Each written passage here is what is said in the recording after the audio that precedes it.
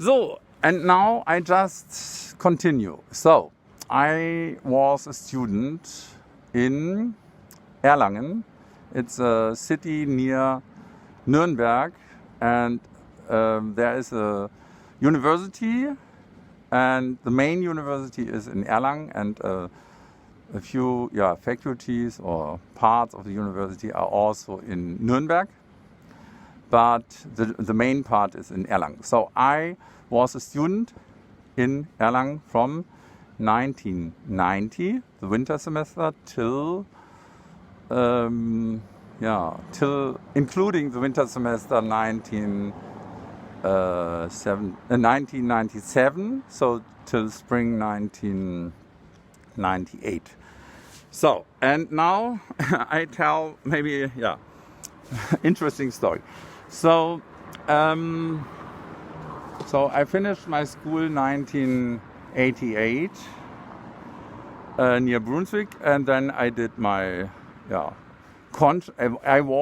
a possibility to translate it, a consciences requirer. So I said I don't want to learn to kill human beings, so I did a civil duty or civil work in a hospital in Würzburg, and then I went to Franconia, it's an area in Bavaria, in the north, in Erlangen. So, and there I was a student, and I studied chemical engineering. It's like, you learn a lot of sciences like physics, chemistry a lot, so organic, inorganic, and also a little bit biology, physics, of course. And but it was all for engineering, so it's, I think I was more, in general interested often in sciences, and I maybe ask sometimes also the wrong questions. So I just was not able just to take it, like they calculated it, and then I just had to repeat it. I always asked deeper and wanted, and it was okay. It was maybe in the end the wrong study course for me, and so I changed then to become a teacher with English and music. I was quite interested in music also as a pupil. I started piano in the age of I think 10, 11 roundabout. It was once in for Christmas, so before Christmas I said, I like to play, I like to learn piano, and then there was like a voucher to Christmas there, and said, yes, Peter, now you get piano lessons. And so a female teacher, she was already in the 70s, and it was Annie von Salzen. And Annie von Salzen lived in Brunswick, so we are near Brunswick. And so she came once a week, I think often, the most time on Wednesday in the afternoon, into our house. And so I learned piano. And if you ask me why I learned piano, it's interesting. I was also asked here in Koblenz when I studied music here. So the one thing is, I remember my father played piano, and I was interested in it. Another thing is, a lot of music was around, and a third one is, in school, in the 5th grade, there was a situation, another pupil, I think we had joined courses from different classes in the 5th of music, and one pupil or one colleague, like a colleague or a colleague or fellow pupil, played piano, and I thought, maybe I can do it in the same way, or maybe a little bit better. But it was a little bit like so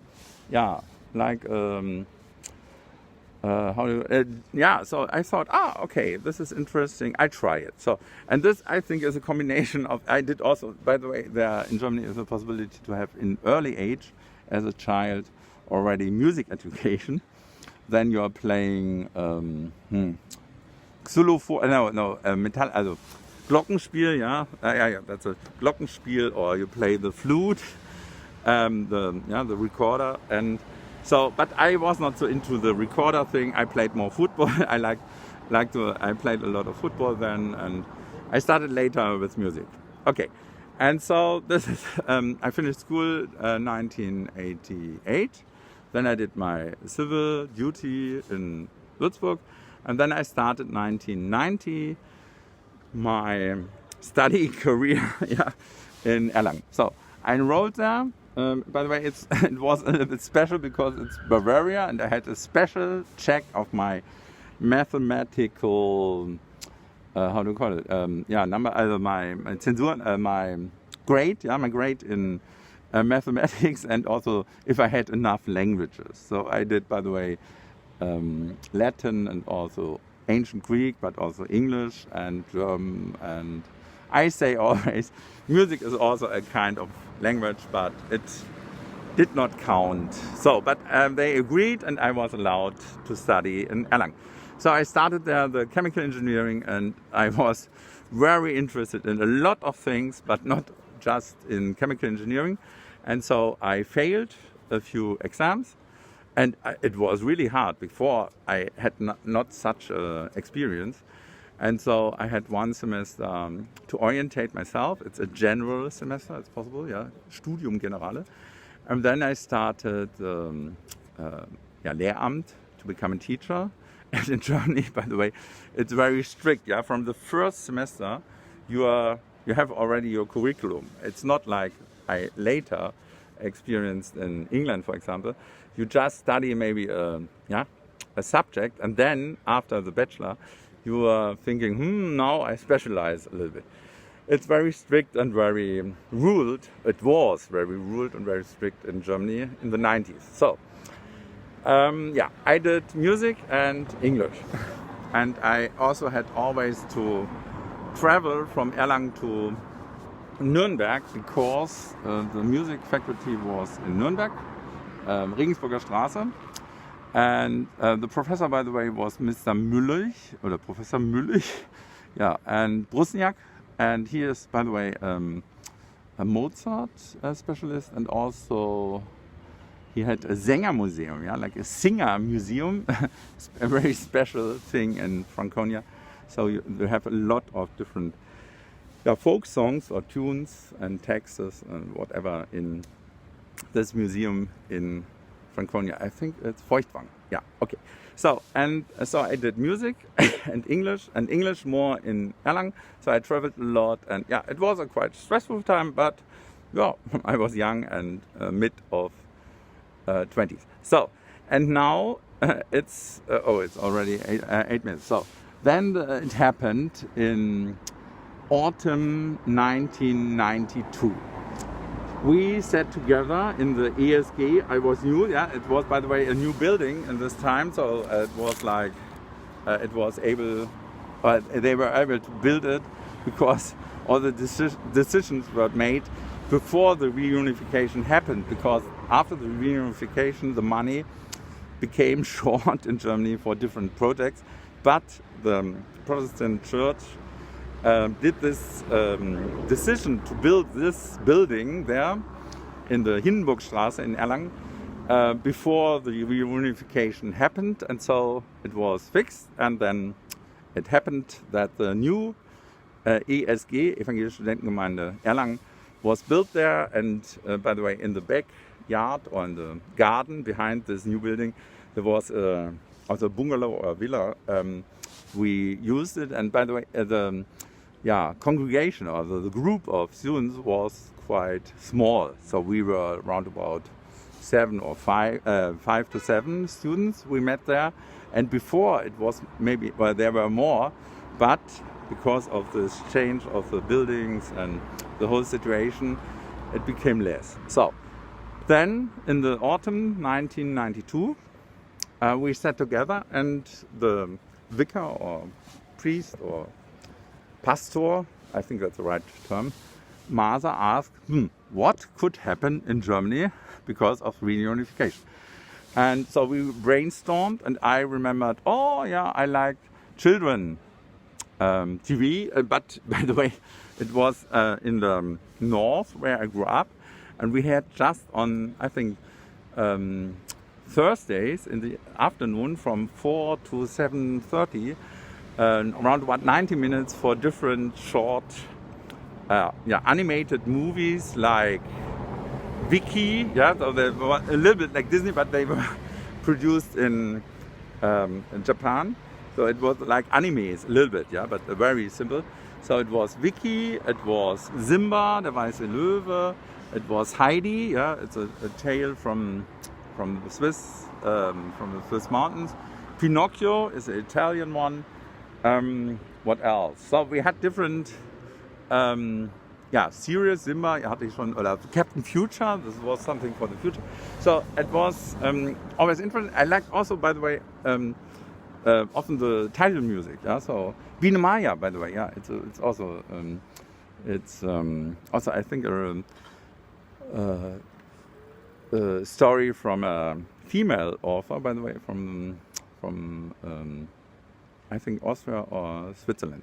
Bonse heißt. I think Bonse is her name. Okay, and so yeah, this was my children TV experience, and it just, yeah, on Thursday afternoon, and that's it.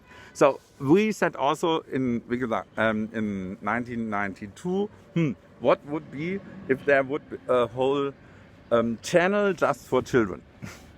So, and the question was, what's the name? Yeah, Children's Channel. Yeah, simple. And so in the end, and I looked it up, 1997 in Erfurt, they started with, in German, Kinderkanal. And once again, we were all students, more for, yeah, to become a teacher. We were not into media in general.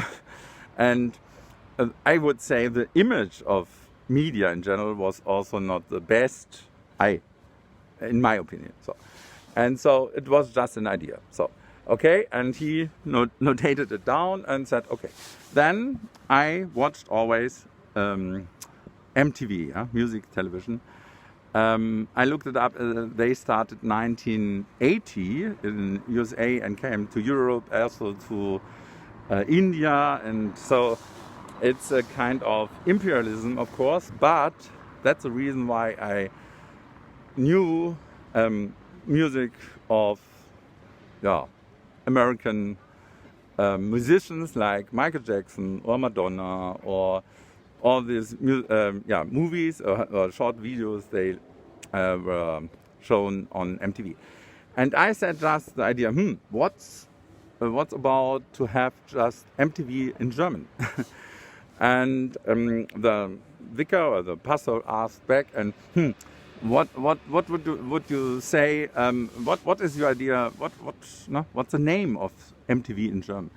And I came up with a round. Yeah, it's a round we sang in the church choir at home in our community, and it was Viva viva la musica, viva viva la musica, viva la musica. And I was not very good in Italian, but to translate this a little bit Latin is also helpful. So it says just music should live, yeah, or hip hip hooray to music. And Musik hochleben lassen sozusagen. Ne? Also Musik lebe, ne? Music should live on. And I thought, oh, that's a good idea for a music channel. And so the idea was to call it Viva.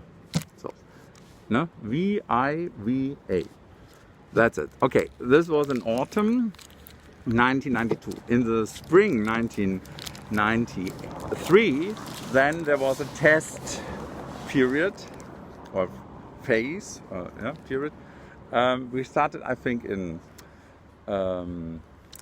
January, and it was till March, I would say. And I remember that I was called the first, der erste Programmdirektor, yeah, the first program director of Viva. Viva did not exist, yeah, it was just an idea. And it was like Skype, a connection between Erlangen, where I was a student, and Cologne.